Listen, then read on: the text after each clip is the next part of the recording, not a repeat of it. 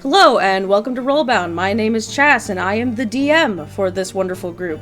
We're going to go down the list and everyone introduce themselves, starting off with Groove. Introduce yourself. Hello, I am Groove and I am bound to the role of Chronoheres Mobius. Alrighty, and Allie. Hello, I am Ali. I am bound to the role of Charybdis, Mobius. Alrighty, Minnow.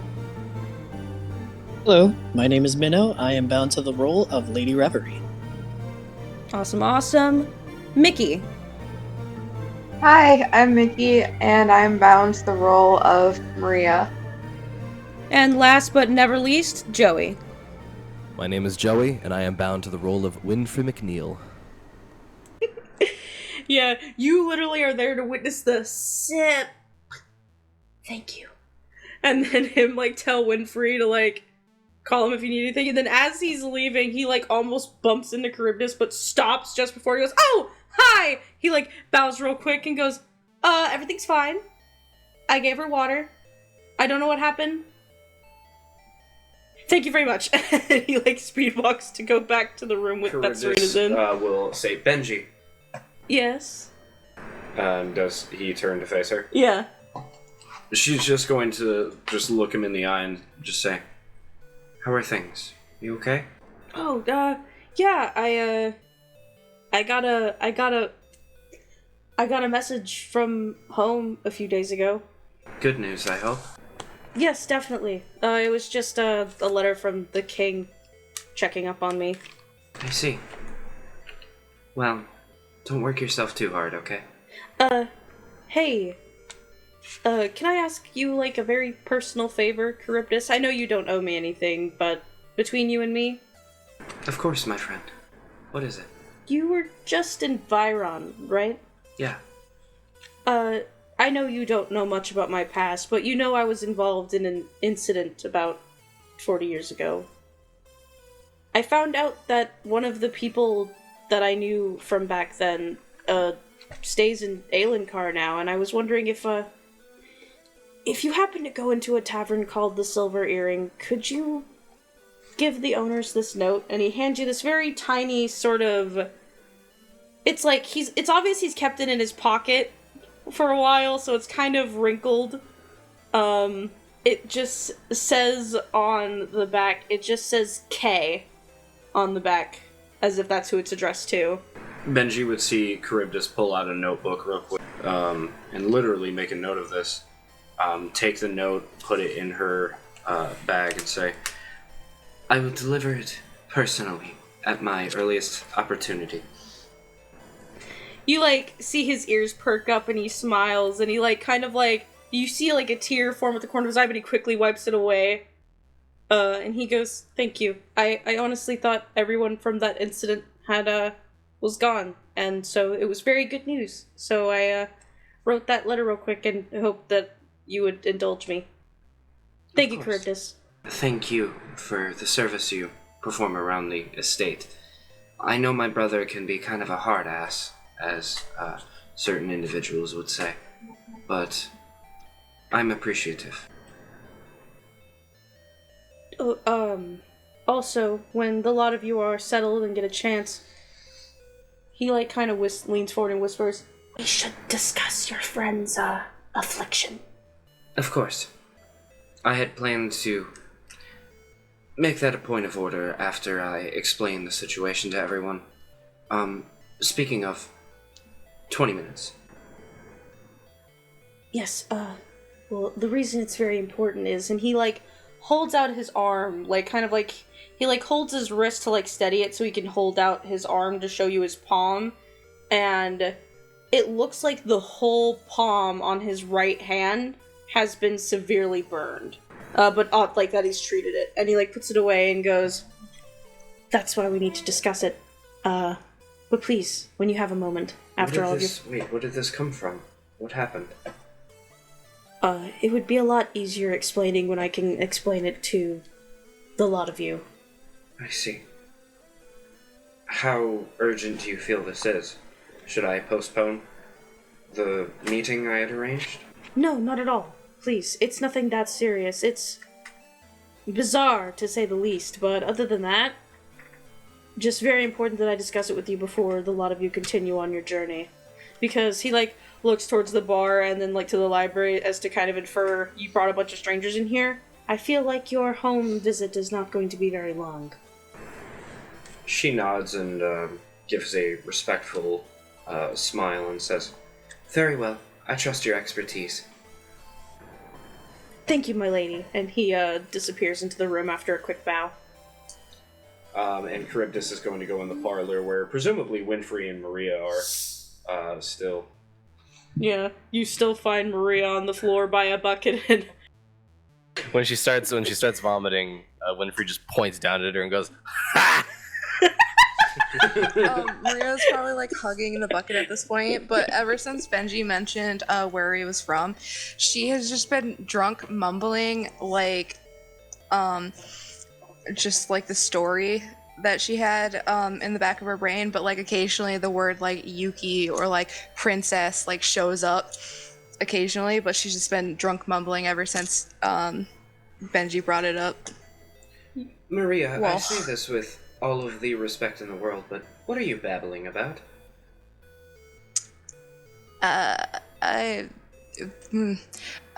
There was this fox. She was very pretty, and this other fox. And then she's just like staring up at the ceiling, trying to like remember what she was talking about. From the far off lands, many foxes. Fire. Fire. I see. Sounds like quite the interesting tale. Perhaps you can recite it to me when you're of more sound mind. Winfrey, how are you feeling? "Oh, I'm feeling like $1,000,000, mate." I see. That's good to hear. If the two of you can manage it, could you perhaps follow me to the main meeting room, as it were? Some I people could refer to it as a manage your throne room, but whole that's a damn very- estate, lass. I'm sure you could. Alright, let's go. With me, please, Maria. She's kinda Maria- like- She's gonna like hold her hands up and like give like the like gimme hands. Like she needs help standing up. Yeah, Charybdis will just grab a hold of Maria's hands and then just hoist her to her feet. It's really fucking cute. Yeah, Maria would like wrap her arms around Charybdis and just like use her as like help to like walk.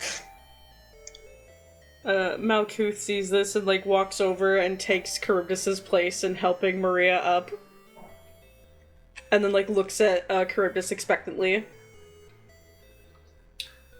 To the throne room. Now, kid. Malkuth nods. She starts heading that way. Yeah, Lady Reverie, you were like wandering this library for this duration, and like you're wandering and looking at stuff, putting it down, looking at stuff, putting it down. You see owls again, and that's pretty cool. And then at some point, you just like walk out a specific set of shelves, and like Chronoheres is just sitting at a desk, and you're like, oh yeah, Chronoheres is here. Well, I think what also keeps happening is that she remembers that she's supposed to be doing something, so she tries to leave, and then all of a sudden she's in the kitchen.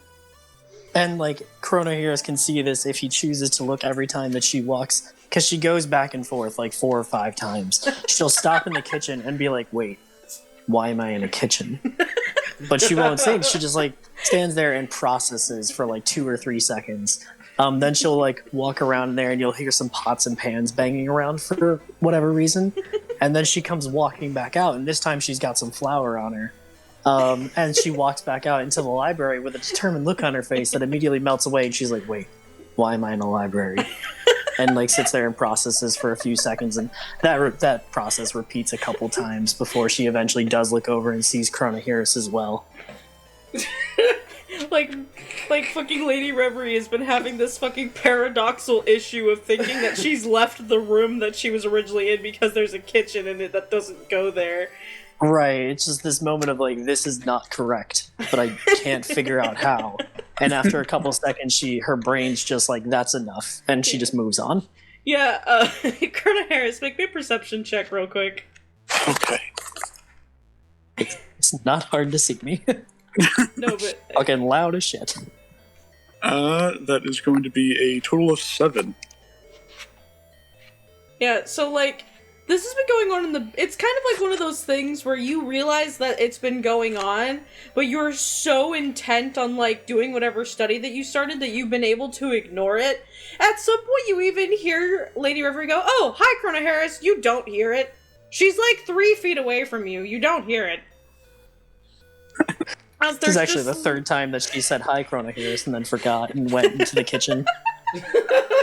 Disaster. Yeah, like... It's like a fire is actively burning and you're too busy reading a book. This is fine. This is fine. Yeah, this is fine. I'm fine with what's happening right now. Yeah. At some point, Chronoheres looks up and looks over at the flower-covered Reverie and looks back at the horror that befalls him. And he'll rub the bridge of his nose, say, "Do you need something, Reverie?" She spins around, and at this point sees you again. It's like, "Oh, hi, Chronoheres." And you see that she is holding 2 plates. One of the plates has 2 sandwiches on it. The other one has 1 sandwich on it. That she apparently made, and for some reason also, you don't know how the flour came into it, but neither does she, so it's okay. And she comes over and like sets the plate with the 2 sandwiches in front of you, and then puts the 3rd sandwich on top of the other 2 sandwiches. And sits down next to you and it's like, "I feel like I had something to ask you, but I've completely forgotten what it was. So how are you?" Disregarding the question, Chronoheres blinks, nearly in disbelief, says, "Yes, I have some questions I need to ask you as well." Oh, okay. That didn't answer my question at all, but sure, let's go. Clearly, there is something you're not telling us. You were far too comfortable killing others and handling corpses, and you acted as if it's not the first time someone has died in your arms. It's not. What happened It's not. to you? Oh. I don't know. I guess it depends what you mean by what. And happened. And you. Probably 2 as well. And clearly you have some sort of retrograde amnesia as well. So what do you remember? Lady go Reverie. ahead. Lady Reverie, as this like question sort of like for some reason seeps it into your brain, you just see flashes, like almost like war flashbacks of just violence. Like, Yeah. as almost as if this question triggers a bunch of memories as like flashing images in your head. You see the moment that you lost your horn, and like you see like a visage as if it was being recorded of you holding your head in utter pain. You see the moment you lost your arm. You see the moment you lost your leg. And you see the moment you lost your eye. And you see all these images flash before you really quick. And you see the visage of like, you know, friendly faces based on the sort of view of this memory. You see friendly faces dying in your arms that you held allegedly with really great positive regard. And then you see flashes of people that you felt nothing towards, allegedly. And all of this flashes in your mind of that sort of like, in essence, answers the question for you, or what happened to Runner. Correct. So this is the first time that I have seen the visions of what happened. Do I get the impression that it all happened in like a short range of time? Like the impression that that she had gotten before was that like this was like 30 seconds of her just getting like obliterated. Yeah. Did I get that impression now, or is it different than what I had been led to believe? Very quick. Make me just a wisdom check. Yeah, we'll do. Ah, unfortunate. Straight wisdom, that is a 6. Reverie, you can tell just by, like, the kind of visible age of, like, your visions of that not all of these happened at once, but there are some things where you literally have no connotation, that you can almost assume that some of the images happened all in, like, the same few seconds. Like, you almost... Right. There's some where, you know, maybe it's an unrealistic conclusion, but it almost feels like they happened as fast as you saw them in your head.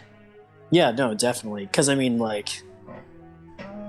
you know, I'll roleplay through this. She will, at this point, as these images come to her, she kind of, like, winces a little bit, and looks away for just a moment, and will say out loud, not whispering, love, it's okay. If you don't want to think about this, you don't have to right now. If you want to show me, you can. But it's okay. You're safe now. Do I get any kind of emotional or memory response? When you say you're safe now, you get this visage of a hand mirror that's shaped, it's just it looks like a regular vanity mirror that almost looks like it has water in it, and you see it snapping closed, and as if snapping it closed made blood spill out of it. And that's all you see. You have no idea what that means. Yeah, it's unusual as well. Typically, we're pretty close in that regard, but in this sense, it feels like there's almost this like disconnect. And she just kind of like shakes her head again, almost having forgotten that Chronoheres is there watching her, and will just say again, this time, Runner, love, really, it's okay. Whatever happened is gone now. You don't have to worry about that anymore, okay? I'll keep you safe.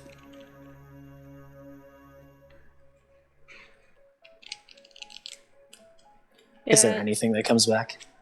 You know that thing I said to you in session 1 where you get that feeling you got when you drank the tea?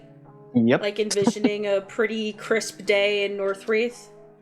It's almost like I just listened to the episode today. That's the, that same, almost identical vision is what you see as a response. Okay, well that's comforting at least. So at this point, she will stop, she will breathe in and out. 4 seconds in, hold for 4 seconds, out for 6 seconds. She will do that 3 times, and then open her eye again, and then look over as if remembering that Chronoheres is there for the first time. Oh, hi Chronoheres. I feel like I had something to ask you. How are you? Who is Runner? Oh, that is my best friend, and not quite me, but kind of me. It's hard to say. Well, it's actually very easy to say. This is Runner's body. I am currently the one that is more or less, shall we say, moving with it. And then she is also in here as well. And she's my best friend. Wow. I hope that clears that up. Chronoheres uses 200 IQ to try to make sense out of any of what Reverie just said. Yeah, you know what? Make me Make me your choice of a medicine or arcana check. I know that's really weird, but like, That's gonna be an Arcana check every day of the week for him. Yeah. A Arcana check, natural 20 for a total of 26. So, Chronoheres, Damn.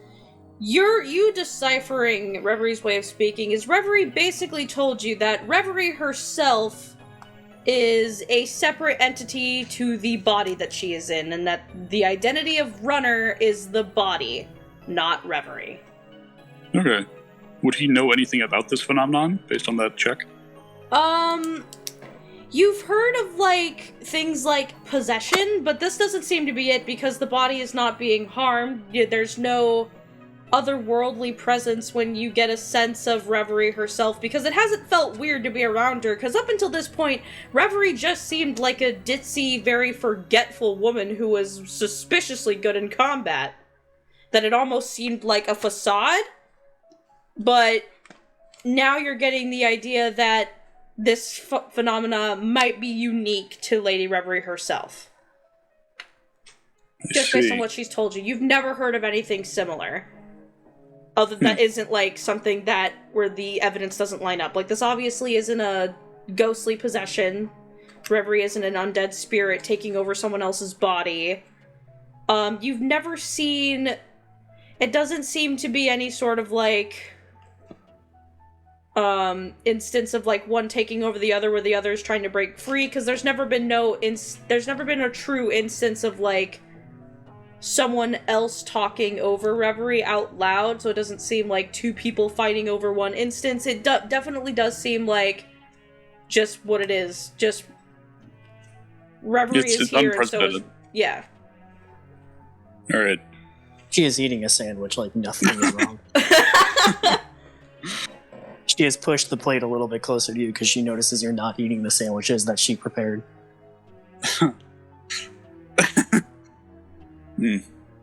And how did you come to possess Runner's body? She says through a mouthful of food, it's not possession. How did you come to share Runner's body? Takes a big swallow and says, right, I forgot. People don't really know about me, that's a thing. Well, Runner died, sort of. And I was there, sort of. It's hard to explain, partially because when I'm like this, I can't really remember things. But when I'm not like this, I can't forget things. So that would be much more convenient, but also we wouldn't be having this conversation unless you were dying in a ditch by yourself of some horrible disease. So probably for the best that it's this way, right? Takes another bite. I see. And he seems to have a mix of like mild fear and mild interest. Did you want to make an insight check, Chronoheres? I would love to. Insight. It's gonna be a big 6. Yeah, you know, you don't believe Reverie because you think she's telling the truth. It's just you do not think someone could make up something that fantastical with what you, like, based on Reverie's personality. Yeah, okay. Based on... Oh, go ahead. What he's been observing thus far, does Reverie seem to have any sort of, like, emotional sensitivities to any of these topics? Well, my next question was going to be, DM, can I also roll an insight to see what Chronoheres' reaction is all this? Yeah, go right ahead. Yeah, I rolled a 16. Oh, my. Yeah, Reverie, you can sort of see in Chronoheres... Excuse me, 13, wrong character. Oh, okay. Reverie, you sort of look at Chronoheres, and you can tell that, like, Chronoheres is a very hard individual to read unless he's showing a very obvious, like, emotion, like distaste or discomfort. But you can tell right now that his negative is more neutral than... His response is more neutral than negative. It's like... Okay. It's not like he suddenly hates you more, but also he's just fascinated. Okay. All right. Noticing his fascination, I will put the sandwich down and give him my full attention now. Remembering, right, people don't get this. And then I'll look to him and say, okay, I'm not good at explaining this. Why don't you ask me a question and I will answer it? Please keep the question short. It makes it much easier for me. Yeah, well, once again, thus far, has Chronoheres sensed any, emotional sensitivities towards any of these topics? What do you mean? Like, recalling anything, was Reverie perhaps slightly tense, or had a clear change in demeanor? The only time you saw her demeanor really change was when, you asked her the question about, violence and about people dying in her arms, and she was going to respond, and then all of a sudden just kind of, winced a little bit. But it was almost a delayed reaction, and that's when she looked away and started talking to Runner. So it didn't look like that reaction was necessarily towards the subject. It was more towards the whatever was going on in her head. What conflict were you and Runner in? Oh, I don't know.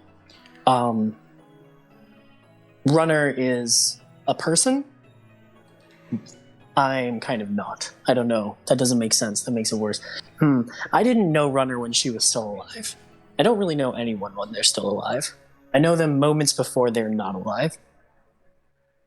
And I show up, and I stay with them until they move on. And this was your first contact with Runner? Yeah, this was my first time. I showed up and I found her, and she gestures to the arm and leg like this. Before that, she hasn't really told me a whole lot what's going on, and I haven't asked because we didn't need to.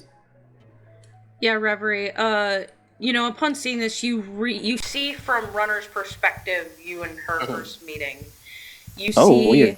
You see, from the perspective of, eyes starting to close, and try, the blinks. Literally from the perspective of her blinking, of trying to stay awake. You literally see the moment that you two met, from her perspective, happen again. That's weird, because Lady Reverie doesn't remember what she looks like. So what does she look like? You don't see much of a visage. You mainly, because again, it's from the blinking perspective, so you feel almost for a second, you're holy shit, I'm gonna see what I look like. But then, when your, eyes are about to close and everything gets blurry? Yeah. That so it's more like I feel a presence, and less I see a person. Yeah, you see... Yeah. You almost feel the warmth that Runner must have felt when you were approaching her. And you see this, kind of glow overtake her vision. And then, you feel this, I guess, closure. You're re-feeling the emotions that Runner was feeling at that moment. This, peace kind of come from the separation that she was about to receive. Yeah. So, feeling that, again, she just kind of cuts off mid-sentence and just sort of wraps her arms around herself to give herself a hug in a weird way. And she will also send a mental hug inward to just be comforting her best friend. And to thank her for being honest. I think she actually says that. I think she says out loud, "Thanks for being honest, Runner."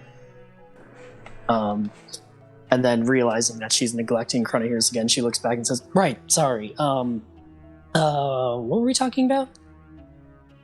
The half-eaten sandwich. Are you gonna eat that? Chronoheres pushes it a bit toward Reverie and says, "Yes, as we were saying, you are meant to comfort people near their deaths. Right. How then did you come to share a body with Runner?" Right. Well, it's a thing that I can do. It's not a thing I usually do, but like I said, I just kind of show up where people are dying alone and make sure that they are not alone and spend time with them and listen to them and talk with them, and time kind of usually slows down a bit. It's weird. I don't know how time works. You should ask Charybdis. But yeah, every now and then I just feel like it makes sense, like if I click with a person, I'll ask them if they want to keep dreaming for a little bit, and I'll, tell them what's going to happen, and if they're okay with it, and it's something that they're interested in, it's something that I feel is right. I don't know why. I can't really explain it. I also don't really remember. If it's something that feels right, I will spend a little time cohabiting. We wake up somewhere else. They're kind of in the back of my head. They get to experience things. From what I gather, it's kind of like dreaming for them. But for a little bit of time, I get to do some real world good with their help. And they get to experience some good things. Oftentimes they didn't get that chance. And when they are ready, they will let me know, and they will pass on, and I will leave this body. And Runner was one of those people who wanted to stay. Am I making any sense? A shocking amount. Nice. May I speak to Runner? No, that's not how this works. Hmm. She's in here. It's not... I don't know. She doesn't see things the same way. Like I said, it's hazy, and it's not like she can just sort of take over again. Because it's, she's cruising along with me, and I'm here to make sure that that is as much fun for her as possible. Now, Chronoheres at some point opened up a notebook and has been writing down in it without looking. More importantly, you said time slows down when you're near them? Explain that. Oh, I don't know if I can. I don't know, it just seems like we always have enough time to talk. Seems like I have enough time to listen. I don't know. Maybe Can time you doesn't slow recall down. anything else about this phenomenon? Oh, no. Man, I know usually my memory is a steel trap. I don't know. I've never had a moment where I felt like I didn't have enough time. But I also don't really, like I said, when I'm like this, it's sort of hard for me to remember little things in between, and I don't really remember anything else about before, so it's like, Chronoheres, still going off of the one, Arcana check you made, since it wouldn't make sense to make you make multiple of the same thing in the same conversation. You get the inference that when Reverie is with somebody else, she does not remember who she was before she started the process of helping that person. Okay. Yeah, fair enough. I do remember my name. Maybe you can look into this. When I'm not like this, and I'm just, going from person to person to help them, pass on, I go by Lady Remembrance. Okay. I don't know if that's going to be more helpful to you. Probably not, but I don't know. Does that make Chronoheres remember anything? Make me a history check. Somebody please pity laugh. Come on, buddy. Great. What's the best thing? Sorry, buddy. Thanks. It's going to be a 15. So, Chronoheres, you have never heard the name Lady Remembrance. Really? However, you do recall that there is, in the history of your family, an instance where someone left and then came back, and then they acted really weird until it seemed almost suddenly they passed away. Now, this is when you weren't even alive yet. This is like tell me about my weird grandpa or some shit, you know what I mean? But you remember that your older sister told you a story that there was a member of your family before even she was born that went on an adventuring thing, came back with an injury that should have been fatal, like the scar, like a healed injury that should have been fatal, and they acted really weird for a solid, like, year and a half before very mysteriously passing away, but it was also, like, a very peaceful passing. Like, they just laid down one day and went, well, it's my time to go, and then left. They just died. And the members of your family have found that very weird, and you can't prove that maybe that was the same thing, but, like, that's the closest thing to, like, this phenomena you've ever heard of. Is that instance that happened, like, maybe 200 years ago. Quite a while. Alright. Yeah. And Chronoheres had 4 or 5 different books in front of him, and now he looks over everything you've seen now. He closes the notebook, and his expression seems unusually neutral. He says, "How revolting." It darkens as he turns toward Reverie. "Is that what you are, then? A pity creature? You go to people who have died, and you give them a couple more years of happiness before they go?" Noticing this, Reverie just kind of like sits up and says, "It's not really how it works, but I feel like you're thinking of something different."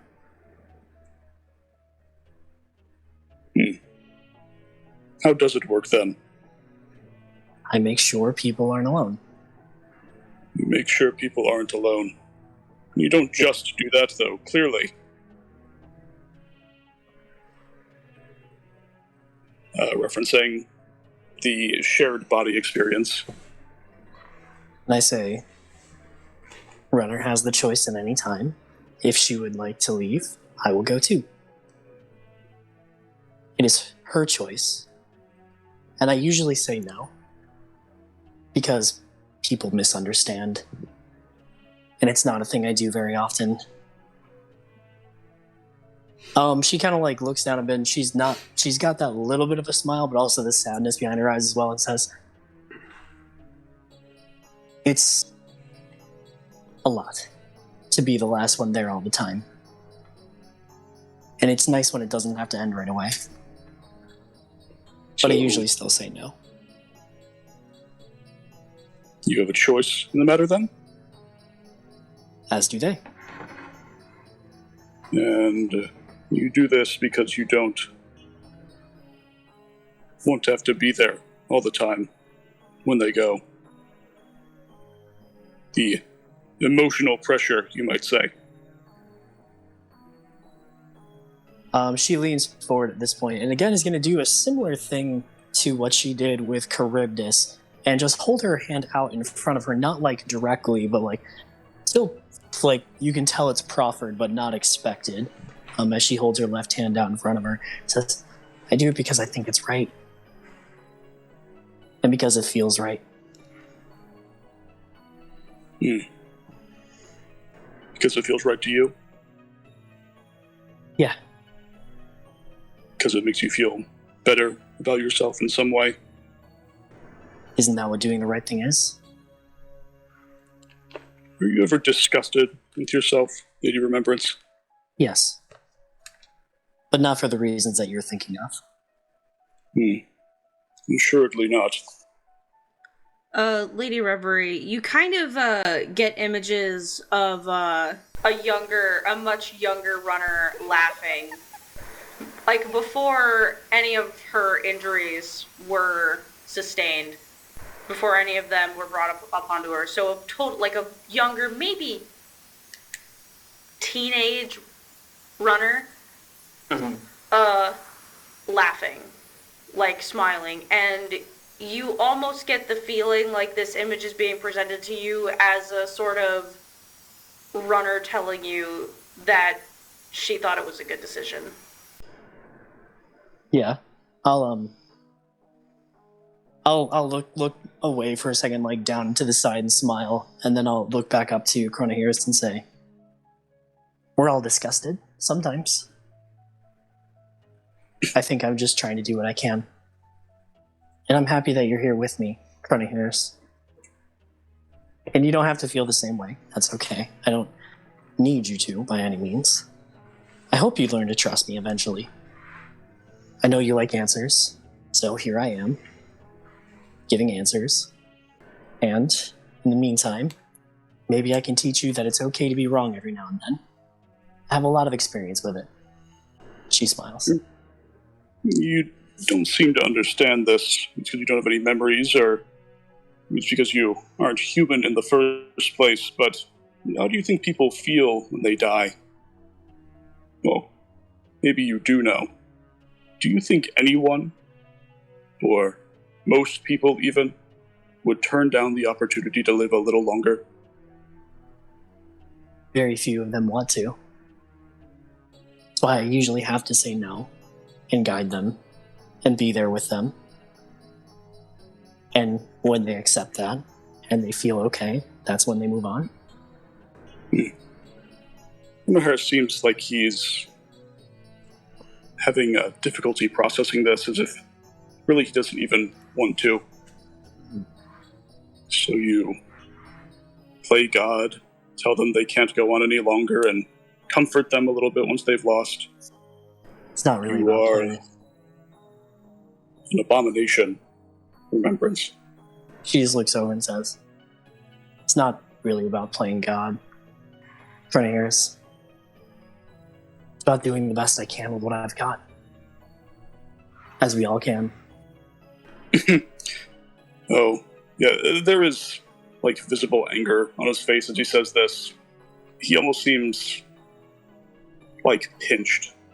As you mentioned, doing the best with what you've got and the limits that we have unto us with our power. And you're complacent in that? In accepting your weakness and your failures and continuing on? Yes. I have to. We all do. Chronoheres. And I'm sorry for whatever it is that happened to you, and for whatever it is that's hurting you, and will continue to hurt you. And I will be there, if you will have me, every day, at whatever distance I need to be, to see if I can help you walk through it. And if I can't, that's okay. Because again, I'm willing to accept that failure. But I hope that you'll hold my hand as we walk together.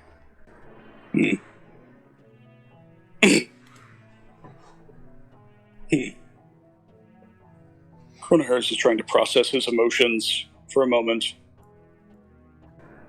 If beings such as you are as weak as the men around us, then I legitimately pity anyone you've sat near. And he throws a particular book at your face and he storms out angrily. And you can very much tell just from the inflection of his voice as he was letting his guard down that he was speaking unto his own insecurities as he did so. Reverie will not pursue. She will pick up the book. What is it? What's the title? It's a book of fables with a specific story bookmarked. And he had it open and he seemed to have been skimming through it a bit familiarly. And I flip to it and see just what the gist of the story is. Yes, it's a fable about a man who... it's a fable about a man who rolled stones. And when the man succeeded, stones became hills, and when they failed, they rolled back and became mountains. And the man simply could not move past these mountains as some would. So he continued building onto them. And eventually the mountain got so large that the man could not climb it and roll the stone over. So naturally he began climbing with it, the jagged rocks. It was incredibly painful, but soon his hands became calloused, and he felt it no longer. And one day, as the man was climbing, he realized that he had forgotten why he was on the mountain in the first place. And the ending seems to be ripped out. 2 pages just gone. But it ends with the man atop the mountain. And he is suspended. And as he looks up, he sees, well, rock climbing up into the sky. And as he looks down, the fog is far too concealing. And he realizes that he can either continue climbing, though he doesn't know why, or let go to certain death. And right around there is where it cuts off. Reverie will take her right hand, the prosthetic hand, and will take the metal finger and run it down the seams of these torn out pages. She will then leave the book open on the table in front of her, kneel down, very difficult for her with her prosthetic leg as it is, and place both of her palms, including the prosthetic, on the ground, and then slowly lower her forehead to the floor as well. And she will whisper something in Sylvan, and for the audience, they would recognize that the phrase is the same thing that she has said first to the drow and then to the 12 bodies left behind. And after sitting there for a moment, she will then stand up, blow out the candle, and will finally exit the library. And when you exit, Chronoheres is standing there, and he has cleaned himself up, and he is once again stoic. And as he turns to go see what everyone else is doing, he asks, finally, "Are you complacent, Lady Reverie, in simply being there?" He looks at you again and smiles. And this is around everyone else, right? No, this is probably in the hallway. Okay. And you said, were you complacent just being there? It's quite literally, are you complacent in being there? Implying, like, do you accept that you cannot save people? Oh, gotcha. When you say that, she will again give you the sad smile, and I think that for the first time since you have met her, she reaches up, her eye seems dry, but she still kind of like rubs at it a little bit as if to prevent tears from coming in the first place.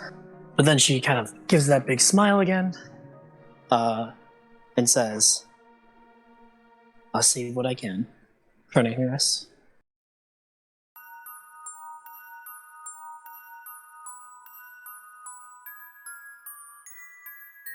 Hey everyone, this is your DM speaking, and thank you so much for watching the 16th episode of RollBound. RollBound's episodes will premiere every other Monday on YouTube and Spotify. Be sure to follow us on Twitter at RollBoundPC for more updates, TTRPG content, and most of all, memes.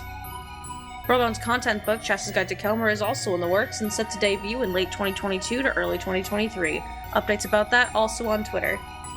Tune in next week for Charybdis having a meeting to furthermore discuss the dragon attack with their peers. After doing so, the party will set off into the licensed wilderness once again to be one step closer to their meeting with the Crowleys. Hope to see you then.